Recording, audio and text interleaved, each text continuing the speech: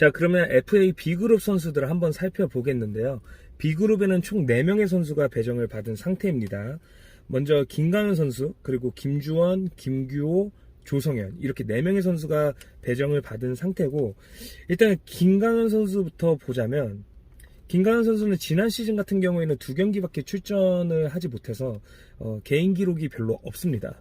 그런데 이번 시즌에는 19경기를 소화하면서 거의 풀타임을 소화했거든요. 1득점 1도움 4클린을 기록을 했고, 클린 랭킹도 4위까지 올라오면서 확실히 폼이 올라왔다는 것을 볼 수 있겠고, 김강현 선수의 장점은 일단은 기량이 점점 상승세를 타고 있다는 점과, 이 선수가 개인 레슨을 받을 정도로 의지와 열정이 굉장합니다. 그래서 그런 에너지적인 측면에서 봤을 때는 팀에 좋은 영향을 끼칠 수 있을 만한 포인트가 많고, 그리고 측면 수비가 주 포지션이기 때문에 이 측면에서 수비와 미드필더 라인까지는 올라올 수 있거든요. 일단 수비에서 안정적인 모습을 보여주고 있고, 그리고 공격과 수비의 전환 속도가 꽤 빠릅니다. 그래서 그러한 부분들에 있어서는 김강현 선수를 활용하기에 좀 좋다라고 저는 판단이 되고, 단점으로는 일단 올해 35세 나이로 리그 내 최고령자입니다. 그래서 체력적인 한계가 분명히 드러날 수 있다, 이렇게 볼 수 있겠고, 그리고 특이점으로는 하반기에 자녀 출산이 예정되어 있기 때문에 결장 리스크 가능성이 좀 있을 수 있다. 이거를 감안해야 됩니다. 뭐 선수 본인은 아직 확답을 주지는 못하겠다라고 얘기하는데, 일단은 뭐 절반 정도는 결장할 수도 있다는 걸 감안해야 되지 않을까, 저는 그렇게 보거든요. 그래서 그 부분을 좀 참고하고 팀들이 영입에 나서야 되지 않을까, 이렇게 생각이 됩니다. 자, 다음으로 김주원 선수 보겠습니다. 김주원 선수 같은 경우에는 지난 시즌에 7경기에 출전해서 1도움 2클린을 기록하면서 클린 랭킹 3위에 위치를 했는데, 이번 시즌에는 15경기에 출전해서 2득점 5도움을 기록했고 도움 랭킹 3위에 오르는 그런 성과를 거뒀습니다. 기록만 보더라도 일단 이 선수의 역할이 지난 시즌과 이번 시즌에 확실히 달라졌다, 이렇게 볼 수 있는데요. 김주원 선수의 장점을 보자면 일단은 몸값이 굉장히 쌉니다. 그러니까 지금 145포인트인데 사실 김주원 선수는 거의 그 리그 내에서 상위 티어의 위치에도 이상하지 않은 선수거든요. 그래서 A그룹에 있는 것이 어찌 보면 당연할 수도 있는데, 지금 몸값만 봤을 때는 145포인트밖에 안 돼서 B그룹에 배치된 상태라서 굉장히 싸다, 이렇게 보실 수 있겠고, 이 선수가 피지컬이 굉장히 단단합니다. 그래서 몸싸움 능력에서만큼은 웬만한 선수들에게 절대 밀리지 않거든요.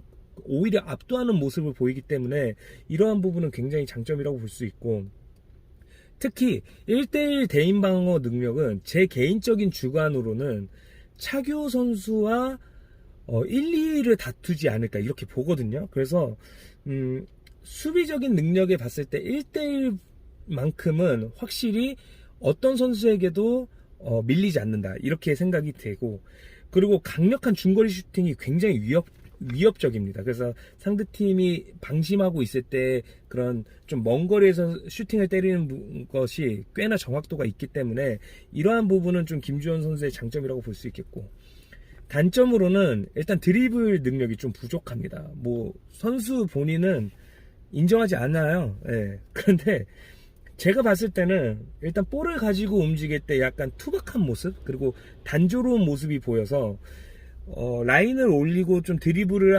치다가 볼을 뺏겼을 때 바로 역습을 허용하는 모습을 종종 볼 수 있거든요. 그 약간 좀 어이없는 상황들이 좀 종종 발생해요. 그래서 그런 부분들은 좀 단점이라고 보는데, 뭐 김주원 선수 억울하시면 증명하시면 됩니다. 제 주관이 들어갈 수밖에 없는 거기 때문에 뭐 선수 본인이 증명하시면 되겠고요. 그리고 특이점은 포지션이 바뀌었어요. 지금 원래 김주원 선수는 센터백이 주 포지션이었거든요. 근데 이번 시즌의 활약도를 보면 이 선수는 수비로 쓰기에는 오히려 좀 아깝다. 중앙 미드필더까지 올리는 것도 괜찮다라고 보여지고, 오히려 클린보다 도움을 더 잘하고 있는 거 보면 확실히 이 선수는 수비보다는 약간 수비형 미드필더나 중앙 미드필더, 여기까지 올리는 것이 이 선수에게 더 어울리는 옷이 아닐까, 이렇게 생각이 되어집니다. 네, 세 번째로 김규호 선수인데요. 김규호 선수는 사실 설명해 드릴 게 별로 없어요. 왜냐하면 리그 출범 이후에 한 경기도 뛴 적이 없기 때문에 지금 김규호 선수의 기량이 어떤지는 아무도 예측할 수 없습니다. 뭐 일단은 그냥 개인적인 생각으로는 장점이라고 하면 탄탄한 피지컬이 아닐까. 근데 그만큼 반대로 단점은 약간 체중이 너무 많이 늘었다. 그래서 지금 과체중이고 측면 자원이거든요, 이 선수가. 근데 지금의 어떤 몸과 컨디션으로 측면에서 체력을 많이 요구하는 측면에서 과연 이 선수가 어떤 모습을 보일 것인가에 대해서는 의구심이 드는 것은 사실입니다. 일단 경기 뛰어봐야 알 것 같아요. 마지막으로 조성현 선수입니다. 조성현 선수는 지난 시즌에 10경기에서 1득점 1클린을 기록을 했다면 이번 시즌에는 15경기를 소화하고 1득점 4클린을 기록을 했거든요. 클린 랭킹 3위까지 올랐고요. 조성현 선수의 장점이라고 하면 일단은 이번 시즌에 포지션을 완전 바꿨어요. 주 포지션을 골키퍼로 바꿨는데 선수 본인도 굉장히 좋아하는 거, 만족스러워하는 것 같고 크게 이질감이 없습니다. 꽤나 좋은 활약을 펼쳐줬고요. 일단 장점이라고 한다면 안정적인 볼 처리가 있겠고, 그리고 키핑 능력이 향상이 됐습니다. 그래서 이 선수가 골키퍼를 봤을 때 좀 안정감이 좀 드는 것이 사실이고, 그리고 승리를 향한 투지가 굉장히 높습니다. 그래서 이 선수의 에너지가 굉장히 넘치는 선수이기 때문에 팀의 사기를 끌어올리기에는 조성현 선수 굉장히 좋은 자원이라고 보고, 단점이라고 하면 체력적인 문제는 여전히 좀 문제점으로 지적되고 있어요.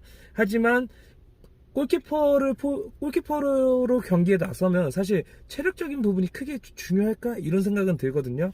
그래서 오히려 단점이긴 하지만 포지션을 변경함으로 인해서 이 단점을 보완했다. 이렇게 볼 수도 있겠고, 그리고 과음으로 인한 컨디션 난조.